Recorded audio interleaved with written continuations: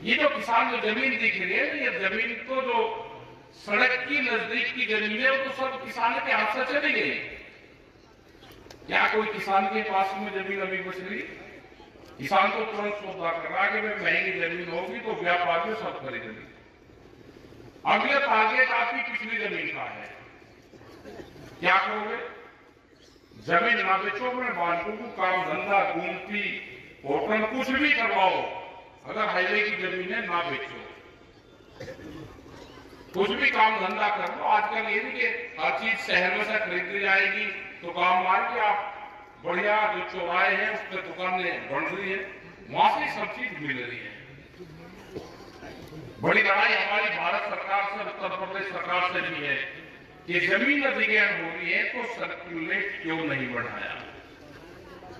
Highway बढ़ रहा है, जमीन सस्ती चाहिए, किसान की जमीन फ्री चाहिए। मोरंग, गिट्टी, स्टील, लोहा, लेबर, इंजीनियर सब बाजार भाव छावेंगे, लेकिन जो जमीन है वो सस्ती चाहिए। ऐसा क्यों? ऐसा इसलिए कि लोग धर्मवाद में, जातिवाद में, भाषावाद में, पार्टीवाद में बटे हुए हैं। यहाँ पे क्षेत्र किसका? भाई यहाँ पे ये जितेगा, मैं इसके साथ में लग जाऊं। ये उस जाति का है, मैं उसके साथ में लग गया। यहाँ पे ये भाषा का है, मैं इसको जिताऊंगा यहाँ से। और कुछ नहीं बचा तो एक हिंदू मुस्लिम वाला इसलिए परमानेंट आपके गले में बांध दिए ताबीज की तरह। कहने का लड़ते रहो, सब बचना कुछ नहीं, लड़ते रहो। मतलब संभल कौन सा धार्मिक स्थल था? मतलब सब देश की पूरी मीडिया, पूरे अधिकारी, पूरे पत्रकार हमारे से क्वेश्चन संभल के बारे में बताओगे कौन सा धार्मिक स्थल संभल था? ये उसमें पूरा एक बवंडर रचा रखा, क्योंकि लोगों का ध्यान वही हो गया। अपनी खेती बाड़ी, काम, रोजगार सब भूल गए, वही चला गया। पशु पालने का आप सब लोग काम करते हैं। आपको पता चला है कि पिछले एक साल में 20 रुपया लीटर दूध के रेट कम हुए। इसमें कोई आवाज उठाई? दूध बाजार से खरीदो तो सस्ता पड़ता है, और घर का ही दूध, अपनी भैंस और गैया का दूध हमको महंगा पड़ता है। बाहर से दूध आ रहा, नकली दूध बन रहा है। क्या होगा? आप उलझे रहो दूसरे चीजों में। ये चाहते हैं कि देश से ये पशुधन भी खत्म हो, देश के किसानों को फसलों का दाम भी ना मिले, और किसान अपने खेत से ही नफरत करने लगे। आज हमारे देश का नौजवान है खेत में, क्योंकि फसलों के दाम नहीं है, तो कहता है इसमें जमीन में कुछ नहीं, इसको तो बेच दो, जमीन बढ़िया रेट की बिक रही, बेच दो इसको।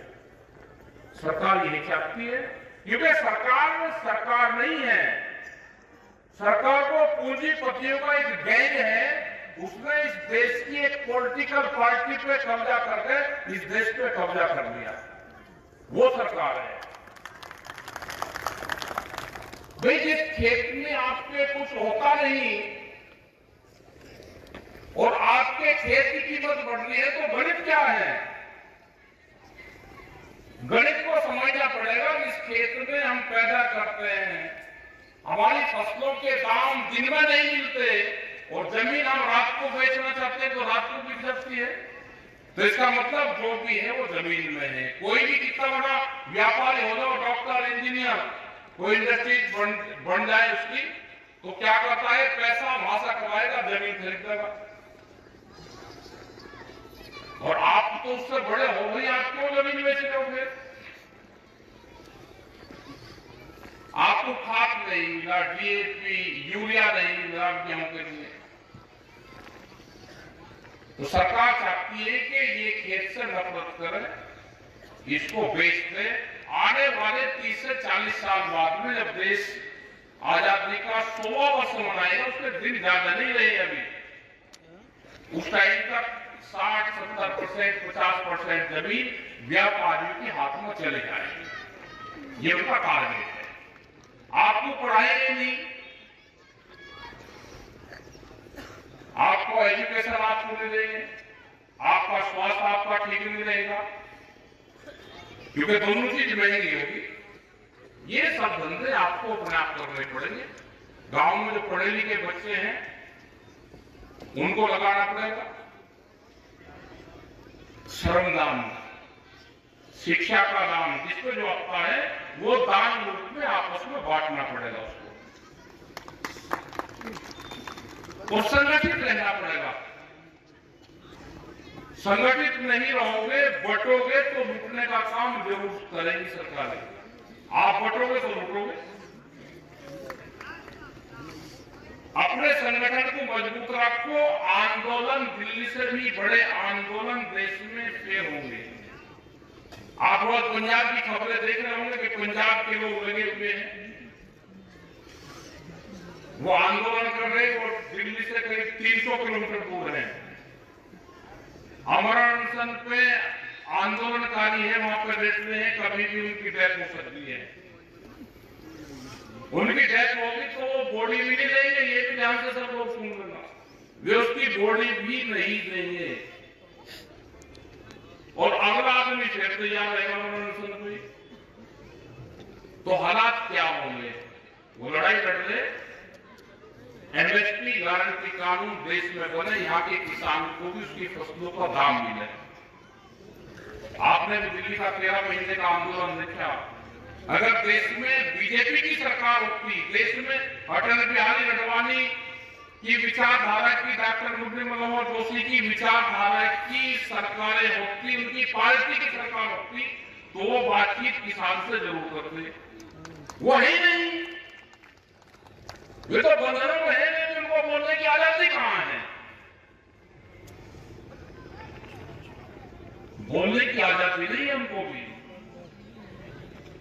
तो पहले मीटिंग में आते थे, अपनी बात कहते थे, समाज की बात करते थे, अपने जो सीट है उसकी बात करते थे। मुरली मनोहर जोशी जी आते थे, बड़े मेंबर पार्लियामेंट थे, बीजेपी की पार्टी के थे, हमारे मंच में आते थे, वे स्वदेशी की, गाय की, गरीब की उसकी बात करते थे, गोबर की बात करते थे। अपने खेत में किस तरह से करें, हम अपने देश की बीज का उत्पाद करें, उसी को हम बोले। वो मल्टीनेशनल कंपनी का विरोध करते थे, लेकिन उनकी भी आजादी छीन ली। तो इसका मतलब उस विचारधारा की ये पार्टी नहीं है, सिर्फ नाम किसी ने इनका कब्जा करके और इस देश में कब्जा कर लिया, वो दिखाई देगी। जैसे अमेरिका में 56-57 परिवार है, उन्हें आधे दुनिया पे कब्जा कर लिया। कोई परिवार वो हत्या काम करता है, 3-4 परिवार है वो बीच पे काम करते हैं, कुछ वे मीडिया हाउस पे काम करते हैं, कुछ उनके फूड के चैन उनकी है तो उस पर काम करते हैं, दुनिया के अनाज पे कब्जा करना चाहते हैं। ये जो हाईवे बन रहे हैं, जो ये कॉरिडोर बन रहे हैं, जो रेलवे की, ये कोई आपके लिए बने? ये बने हैं बड़ी बड़ी कंपनियां, आई मल्टीनेशनल कंपनी है, बड़ी बड़ी वॉलमार्ट जैसी कंपनी, जिनके पास में हजारों पानी के जहाज हैं।